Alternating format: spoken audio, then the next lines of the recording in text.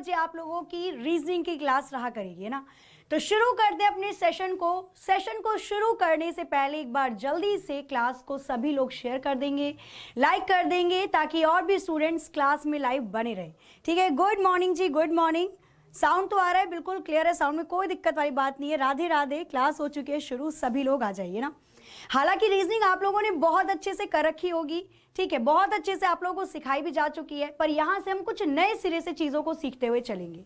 सबसे पहले आज का जो सेशन रहेगा वो हमारा इंट्रोडक्शन का है, परिचय का है। पहले हम जानते हैं कि आपके एसएससी जीडी कांस्टेबल के पेपर में कौन कौन सा पार्ट आता है, रीजनिंग कितने नंबर की आती है, क्या क्या चीजें इसके अंदर, पूरा प्रोसेस रहेगा। और उसके बाद एक छोटा सा टॉपिक आज में की क्लास को सबसे पहले हम बात कर लेते हैं किसके बारे में, रीजनिंग के सिलेबस के बारे में। तो अगर मैं एसएससी जीडी कांस्टेबल की बात करती हूं तो रीजनिंग इसमें आती है 25 नंबर की। कितने नंबर की आती है? तो 25 मार्क्स की आपकी आती है रीजनिंग। ठीक है, यहीं पर अगर मैं बात करती हूँ इसके सिलेबस की, तो इसके सिलेबस में कौन कौन सी चीजें आती हैं वहां पर भी गौर करते हुए चलते हैं। सबसे पहली चीज इसमें आती है सीरीज, जो कि हर एक रीजनिंग के पेपर में आती है ना। सीरीज में आ जाती है, इसको हिंदी में बोलेंगे हम लोग श्रृंखला, इसको हिंदी में बोला जाता है श्रृंखला। सीरीज बहुत सारे प्रकार की होती है, नंबर के ऊपर दे देता है ना, 1, 2, 4, 8, 12 और उसके आगे क्या होगा। सीरीज या श्रृंखला अल्फाबेटिक भी आती हैं, ABCD के रूप में भी आती हैं, तो वो वाली चीजें आ जाएंगी। इसी के साथ आता है आपका एनालॉगी, जिसको हिंदी में हम लोग बोलते हैं समरूपता। हिंदी में क्या बोला जाता है इसको? हिंदी में बोला जाता है समरूपता। एनालॉगी का मतलब क्या हो जाएगा? अगर पेन संबंधित है पेपर से तो स्टैंप किससे संबंधित होगा, मतलब रिलेशन बताना, दोनों के बीच में संबंध स्थापित करना, तो वो एनालॉगी का हिस्सा आ जाता है, जिसको हम बोलते हैं समरूपता।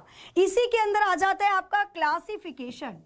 इसी के अंदर एक और टॉपिक है जिसको हम बोलते हैं क्लासिफिकेशन, जिसको बोला जाता है वर्गीकरण। जिसको क्या बोला जाता है? जिसको बोला जाता है वर्गीकरण। ठीक है, क्लासिफाइड करना, चीजों को वर्गीकृत करना। और इसी के अंदर लास्ट आ जाता है आपका, अगर मैं इस कॉलम को पूरा करती हूं तो कोडिंग डिकोडिंग।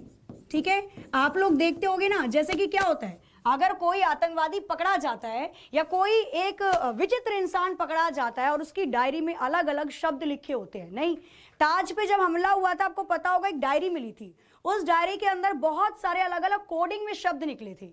उन कोडिंग को जोड़कर पता लगाया था पुलिस ने कि अच्छा ये इस दिन यहां पर हमला करने वाले थे। तो वही सेम चीज, कोडिंग डिकोडिंग, कौन सा अक्षर क्या बोलता है, अगर इस अक्षर का मतलब ये है तो दूसरे अक्षर का मतलब क्या होगा, ये कोडिंग डिकोडिंग के अंदर पढ़ेंगे। टोटली अगर मैं इन चारों टॉपिक की बात करती हूं तो यहीं से आपके 10 से 12 मार्क्स पक्के हो जाएंगे, मतलब 10 से 12 नंबर तो आपके इन्हीं 4 टॉपिक के अंदर से कवर होते हैं। ठीक है, हाँ, नोट कर रहे हैं तो आप नोट कर सकते हैं। अगर मैं बात करती हूं आगे की, तो आगे मैं आपको टाइम दे दूंगी स्क्रीनशॉट का, तब आप स्क्रीनशॉट भी ले लेंगे। क्लियर है? ये चारों की चारों चीजें क्या हो जाएंगी, ये हम पढ़ेंगे स्टार्टिंग के पॉइंट पर, ये पहला पार्ट हो जाएगा। ठीक है, आगे चलते हैं। आगे आता है इसके अंदर आपका मैथमेटिकल रीजनिंग। मैथमेटिकल रीजनिंग का मतलब क्या हो जाता है?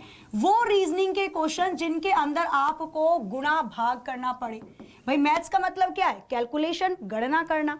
तो वो कौन से हिस्से हैं जिसमें आपको गणना करना पड़ेगा? तो सबसे पहले इसके अंदर आ जाता है आपका मिसिंग नंबर। कोई नंबर या कोई संख्या मिसिंग है, चली गई, गायब हो गई या लुप्त हो गई, तो उस नंबर को पकड़ना है। अब उस नंबर को कैसे पकड़ा जाए? जैसे अगर मैं यहाँ पर आपको एक एग्जाम्पल दे देती हूँ, एग्जाम्पल दे दिया हमने, यहाँ पर लिख दिया 3 और यहाँ पर लिख दिया 27, यहाँ पर 4 लिख दिया और यहाँ पर लगा दिया आपका क्वेश्चन मार्क। तो रिलेशन ढूंढना है। अच्छा, यहाँ पर 3 है, 4 आया 27, इसका रिलेशन क्या होगा, है ना। रिलेशन ढूंढ के आपको यहाँ पर आंसर निकालना होता है। तो भाई 3, 4 और 27 से तो कुछ बन नहीं रहा, इसको देखेंगे अब अपोजिट। 3 को लिखा है 27, मतलब 3 का क्यूब लिख दिया, और 4 को क्या लिखेंगे फिर? 4 का क्यूब 64। बाकी ऑप्शन के ऊपर भी डिपेंड होता है। इसके बाद अगर मैं बात करती हूँ, इसमें आता है आपका अर्थमेटिक ऑपरेशन, जिसको मैथमेटिकल ऑपरेशन भी बोला जाता है। मैथमेटिकल ऑपरेशन वाले क्वेश्चंस, मैथमेटिकल ऑपरेशन वाले क्वेश्चन भी देखने को मिलेंगे, जिनके अंदर आ जाता है जैसे कुछ इस प्रकार से, भाई 2 को जोड़ दो 6 में और 6 को भाग दे दो 2 में और इसको गुणा कर दो 3 से ना, कुछ ऐसे क्वेश्चन। और फिर दे देता है प्लस का मतलब माइनस है और भाग का मतलब गुणा है, गुणा का मतलब भाग है। तो कुछ इस प्रकार से क्वेश्चन को दे देता है, तो इसको इस प्रकार से सॉल्व करना पड़ता है। तो दोनों में गुणा हो रही है, इसलिए ये मैथमेटिकल फंक्शन कहलाते हैं। क्लियर है? इसके बाद बात करते हैं अब हम नॉन वर्बल रीजनिंग की। लिख रहे हो साथ के साथ? गुड मॉर्निंग, वेरी गुड, क्या बात है, साथ में आंसर देना भी शुरू कर दिया। चलो, तो यहां पर ये चीज क्लियर हो गई। हाँ, टाइम टेबल में बता दूंगी, अभी टाइम टेबल लग भी जाएगा, एंड में एक बार बता भी दूंगी। तो ये मैथमेटिकल रीजनिंग का पार्ट आता है। इसके बाद आते हैं हम नॉन वर्बल रीजनिंग वाले पार्ट पर। अच्छा, नॉन वर्बल रीजनिंग में क्या क्या चीजें पूछी जाएंगी? नॉन वर्बल रीजनिंग में क्या क्या चीजें पूछी जाएंगी?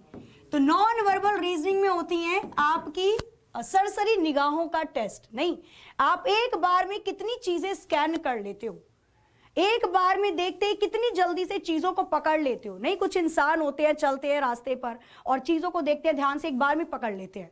कुछ इंसान होते हैं जो सामने वाले इंसान को ही पढ़ लेते हैं कि अब ये बोलने वाला है ना। तो ये जो चीजें होती हैं थोड़ी सी, ये नॉन वर्बल रीजनिंग के पार्ट में आ जाती हैं। इसके अंदर आता है आपका पेपर कटिंग। अगर पेपर को इस हिसाब से काटा जाए और जब हम इस पेपर को खोलेंगे तो ये कौन से डिजाइन का दिखेगा? Paper cutting. इसके अंदर आता है पेपर फोल्डिंग। पेपर को अगर फोल्ड करके काटा जाए, तोड़ मोड़ के काटा जाए तो क्या होगा? इसी के अंदर आता है आपका मिरर इमेज। भाई, कोई चित्र या कोई नंबर ऐसा दिख रहा है और मिरर में, शीशे में अगर उसको दिखाया जाए तो वो ऐसा दिखेगा। भाई, बहुत सारे शब्द होते हैं ना, अगर मैंने 7 लिखा और शीशा यहां रख दिया तो वो 7 ऐसा दिखाई देगा, है ना। मिरर इमेज, तो वो वाली चीजें आ जाएंगी।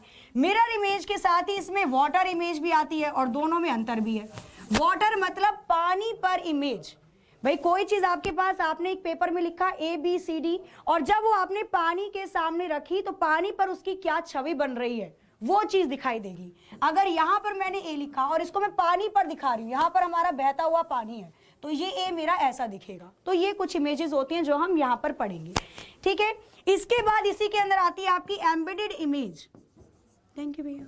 इसी के बाद आती है एम्बेडेड इमेज। एम्बेडेड इमेज किसको कहते हैं? तो ये होता है छिपी हुई इमेज। छिपी हुई चित्र या छिपी हुई आकृति लिख दो, सबसे अच्छा रहेगा। छिपी हुई आकृति मतलब कोई आकृति दे दी, अगड़म बगड़म कुछ भी दे दिया आपको, कुछ इस प्रकार से, और आपको 4-5 ऑप्शन दे देगा कि ये आकृति किसके अंदर देखने को मिलेगी, ये आकृति किसके अंदर देखने को मिलेगी, और फिर आपको वो छिपी हुई आकृति ढूंढनी पड़ती है। ये आपकी एम्बेडेड इमेज कहलाती है। क्लियर? सभी के यहाँ पर कमेंट आ रहे हैं। अभी पहले मैं शुरुआत कर दूं और उसके बाद मैं आपके कमेंट देखना शुरू करूंगी, ठीक है।